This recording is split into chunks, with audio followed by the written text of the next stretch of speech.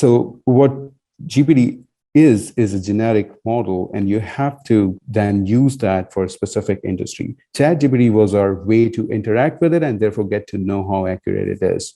And finding your own industry as a founder where you want to implement a tool like this, and then recognizing a problem where you want to implement this, and then being able to solve it are the next few steps that we as founders have to do to make sure we're leveraging the technology correctly.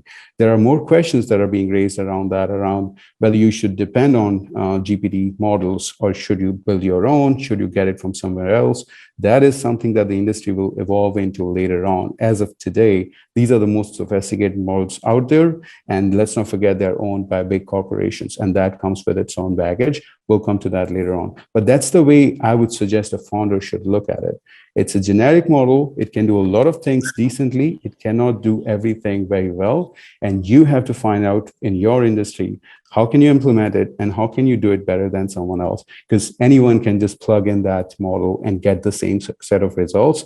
If you want to implement it in your company, you have to think about things that you can do beyond what ChatGPT can do in your industry to get an edge beyond everyone else. Yeah, great point. And what does that look like? And for a founder of an early stage company, does that look like taking a developer and saying your job is going to be to develop a language model and an AI around our subject matter, whether we're building software for restaurants or we're doing a consumer healthcare company? Like, what's the simplest way for a founder who maybe has a few team members and not a lot of funding yet to get started with this? That's a fantastic question. So I would say identify the main problem where you want to apply this AI to, and then come up with a solution that you think can solve that problem, validate the hell out of that. That's all founder stuff. If you've done all of that and you know exactly where to implement it and you're looking for ways to actually go ahead and implement it, the easiest way, hacking way, is to, for the moment, use what's available. So you can use OpenAPI for the time being, or if you're a fan of Google's one, and then keep an eye on trying to replace that with something in-house eventually. And this is extremely important because you want to have a sustainable solution. Like the other day, ChatGPT was down for a couple hours. There were folks that had implemented OpenAPI in their software, and they could not provide services to their customers because the whole platform was down. Now, that raises the question around dependability on something like this.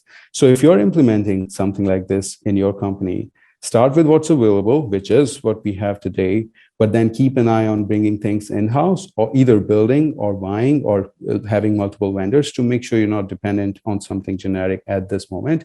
And even investors, when they look at a company that says we are using ChatGPT or OpenAI to do X, Y, Z, one of the things they look for is, have you just written like 5 to 10 lines of code on top of ChatGPT and are claiming to have an AI company? Or do you really have a sustainable business out there beyond that? How dependent are you on this technology? If Microsoft pulls the plug on providing this thing to you tomorrow, would your company go down, or would you still be able to sustain that? Those are things that you as founders and obviously investors would also want to look at. So it's a toy that's available to you as founders to play around with, but make sure you remember it is still a toy. It's not a fundamental thing that you can rely on for a very long period of time. You want to make sure that A, you solve the problem, and B, you come up with your own solution to keep solving that problem beyond what's available today. Yeah, great wisdom. Jeremy, what do you think? Same question, like for an early stage founder that has a small team and a little bit of funding, or is maybe seeking funding, like what's the best way to get going, in your opinion? Yeah, I mean, I think and it wasn't me, another investor recently said generative AI or GPT is like catnip for venture investors, right? So it's kind of this thing that despite themselves they get very locked into, and every deck that I receive suddenly now has GPT wedged into it somehow, in the same way that Web3 was 2 years ago, and aggregated demand was 10 years ago. There's these sort of things that everyone feels like they have to have in their deck. So I agree that it has to be a real use case. That said, I do think that the publicly available APIs are a good place to start. And I don't think you need to sort of dive into writing a lot of code up front. I think about those parts of the flow. If you think about, your product and the sort of jobs to be done within your product, and also